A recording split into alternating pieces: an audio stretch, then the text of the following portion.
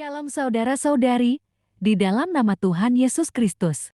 Hari ini kita akan mendengarkan kesaksian kekuatan kitab suci dalam kehidupan berkeluarga.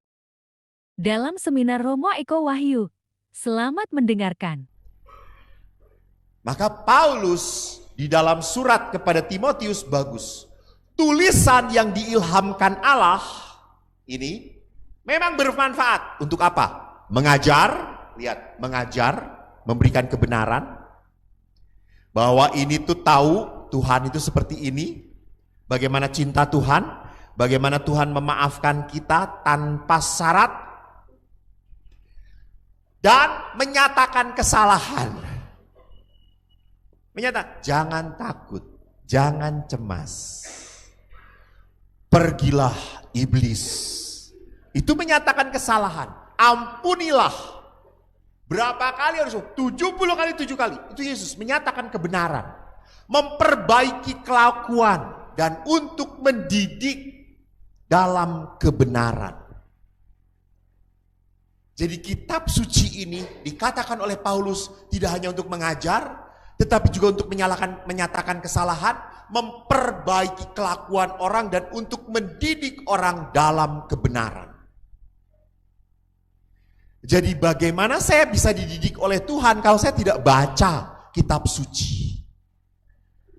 Dengan demikian tiap-tiap manusia kepunyaan Allah dilengkapi untuk perbuatan baik berdasarkan firman Allah. Bapak Ibu, saya memberikan tentang apa?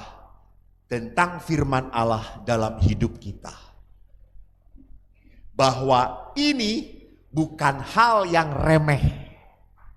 Kalau di dalam gereja Katolik bulan September dijadikan bulan kitab suci nasional, gereja ingin supaya orang Katolik semakin mengenal Allah.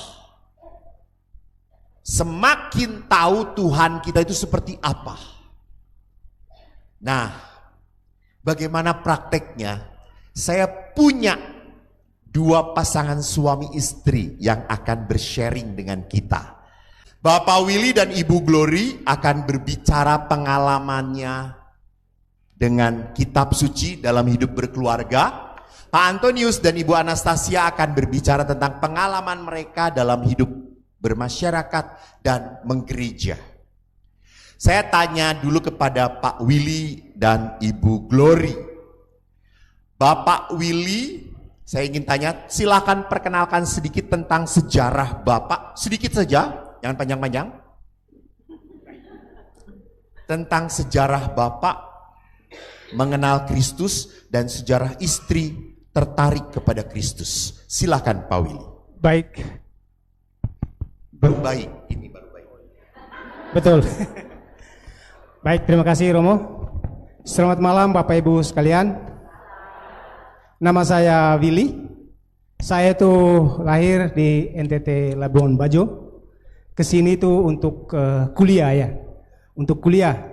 Nah, ini di samping saya namanya Gloria, mantan pacar saya, gitu. Nah, tadi tuh disampaikan oleh Romo bahwa dasar dari iman Kristiani itu ada kitab suci, ya, ada magisterium gereja, gitu ya. Dan kitab suci itu pedoman hidup. Jadi firman Allah yang dituliskan gitu. Jadi Santo Petrus mengatakan kitab suci tanpa tradisi suci, tanpa magisterium, bisa-bisa nanti Alkitab itu dapat disalahartikan. Jadi kitab suci dituliskan lalu diolah dalam tradisi suci, lalu dikabarkan atau diberitakan dalam gereja, yaitu oleh gereja yang punya wewenang. Nah, dalam hal ini kitab suci itu harus terus dibaca. Jadi harus jadi pedoman juga, namanya juga pedoman. Jadi dalam kehidupan rumah tangga saya, betul tadi yang disampaikan di awal bahwa memang kitab suci itu memang jarang dibaca ya. Oleh Mungkin Bapak juga jarang. kalau saya 50% gitu ya. 50%. Ya. Karena sekarang tuh kitab suci itu berbasis Android juga, Romo. Jadi bisa baca di HP gitu. Oh, jadi Bapak bukan sedang nge-WA wanita lain, tapi Tidak. sedang membaca Tidak. kitab suci. Jadi suka aja tiap pagi gitu Romo ada firman-firman. Apa yang membuat Bapak tertarik untuk membaca kitab suci? Baik, karena saya punya pengalaman Romo, pengalaman. Ini wanita di samping saya, dia itu dari Muslim, mohon maaf. Dulu itu Ibu Glory dari dididik secara Muslim ya dan Muslim. Waktu menikah secara Katolik. Oke. Lalu bagaimana pengalamannya Pak Willy? Waktu itu memang saya berdoa bagaimana caranya ya baca kitab suci juga bagaimana caranya agar kita bisa satu perahu gitu ya. Ternyata baca kitab suci tidak hanya baca kitab suci juga ya, tapi harus ada praktek di dalamnya, harus ada usaha. Anda menerapkan apa yang Anda baca. Betul. Ke ibu. Saya tidak tertarik dengan Bapak. Ibu, tadi Pak Willy berkata kitab suci itu tidak hanya dibaca tetapi juga harus dipraktekkan.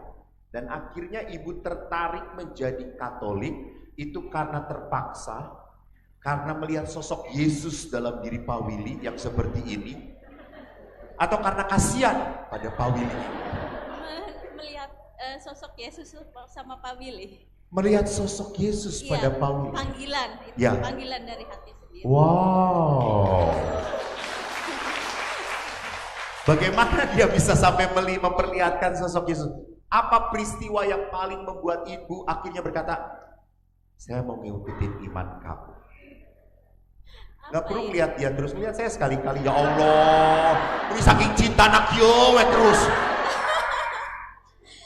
Sosok Pak Willy bagi saya bisa mengayomi, bisa mengarahkan yang lebih baik.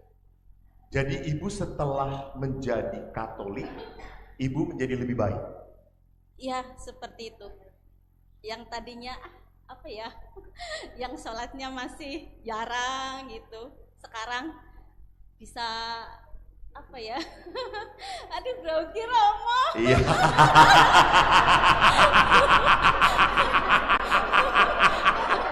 Kayak di TK grogi saya juga gitu ya. Ya, yang tadinya ibu berelasi dengan Tuhan di dalam iman Muslim, hilang bentok gitu ya, Iya. tidak terlalu rajin. Tapi setelah melihat, apakah Bapak Willy pada saat mau menikah memaksakan? Tidak, Tidak, membebaskan. membebaskan. Kamu boleh menjadi Katolik. Boleh. Kalau mana yang pertama, cinta atau iman? Katolik. Ibu Bapak Willy mengatakan, saya mau kawin dengan kamu asal kamu jadi Katolik. Tidak. Tidak. Saya tetap kawin dengan kamu walaupun kamu tidak Katolik. Pak Willy memberi kebebasan sih. Oh. Cuman saya pribadi memilih ikut secara Katolik dan menikah secara Katolik, mendalami iman Katolik. Kenapa? Kedengeran gak sih? Mendengar. Kedengeran? Oh, hebat ibu, padahal gak kena mic. Saya gak suaranya. Iya. Ibu memilih, kenapa menjadi Katolik? Ingin satu iman dengan suami. Satu iman. Karena ibu melihat kebaikan dalam diri Bapak Willy. Oke. Bisa mengarahkan gitu, mengayomi. Apakah ibu makin damai atau makin gersang? Jangan ketawa, jawab. Makin damai sih. Makin damai. Yang saya rasakan gitu. Pernah marah enggak? Adalah marah, tapi ya wajar lah marah. Banyak mengalahnya atau banyak ingin menangnya? Banyak mengalahnya. Mengalah. Itu yang membuat ibu tertarik. Lalu setelah menjadi Katolik, ibu semakin rajin berdoa, diarahkan oleh siapa? Atau panggilan diri sendiri? Panggilan sendiri-sendiri sih. Dan ibu baca kitab suci? Jarang sih jujur. Ya betul, jarang. Jujur. Betul. Kenapa ibu jarang baca kitab suci? Atau suami yang membacakan bagi ibu saat tidur gitu ya kan, bacaan malam gitu sambil tidur, so bacaan bu saya gitu ya? Enggak. Lalu tetapi firman itu hidup dari suami ibu yang memperlihatkan. Betul. Bu, ibu punya anak berapa? Anak ibu Katolik? Emang dari kecil dibaptis. Ya. Cuman karena dititipkan sama neneknya dalam lingkungan Muslim, bukan ikut jagat, ikut pelajaran. Tapi semenjak SMP lulus, dia pengen komuni, belum komuni kan? Iya. Nah, baru kemarin komuni, sekarang pelajaran Krisma. Oh. Kenapa bisa titip kepada nenek? Mungkin karena kondisi ya dulu ya. Oh, oke. Jadi karena kondisi sedang belum terlalu nyaman dititipkan kepada mama, Iya. kepada ibu, dan dia dididik melihat situasi Muslim. Iya, betul. Apa perasaan anak itu pernah cerita nggak tentang iman dia kepada ibu? Ya, awal kecil-kecilnya pengen ikut seperti umumnya di lingkungan di situ. Di sana, Iya. menjadi Muslim. Iya. Lalu ibu nasihatnya apa?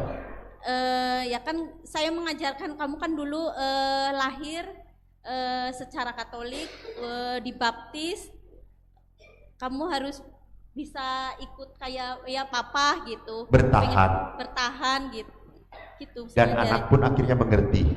Lama kelamaan mengerti sih, sekarang udah dewasa gitu. Sekarang sudah besar, dia Iya. sendiri yang ingin komuni, dia betul. sendiri yang ingin Iya, hidup pengen Krisma.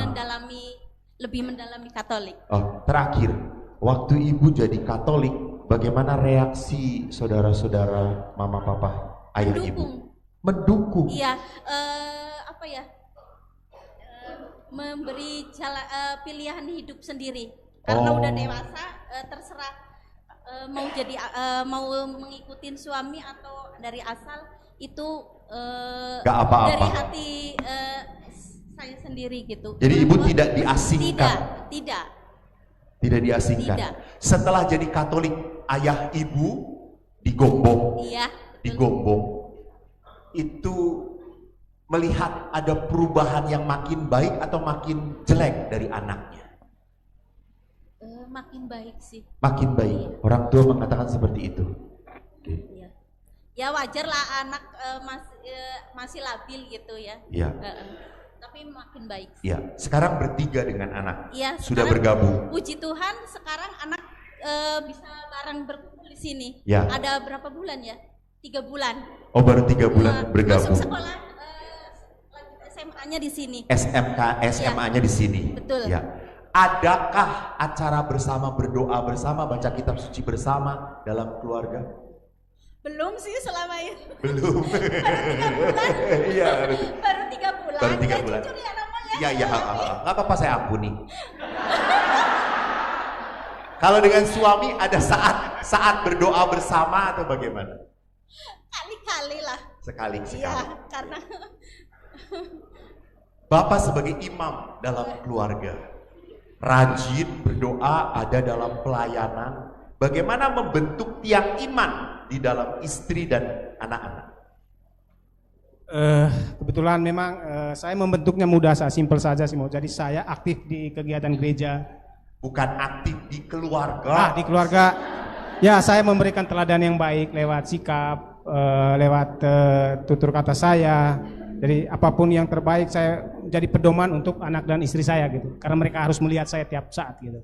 Oh, jadi Bapak menunjukkan kelemah lembutan. Betul. Kebaikan. Betul. Bapak ini kalau di rumah mencuci, nyapu.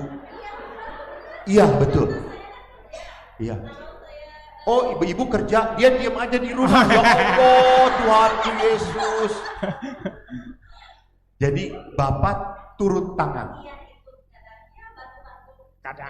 Kadang. Tepuk tangan untuk pasangan kawin. Terima kasih, kawin.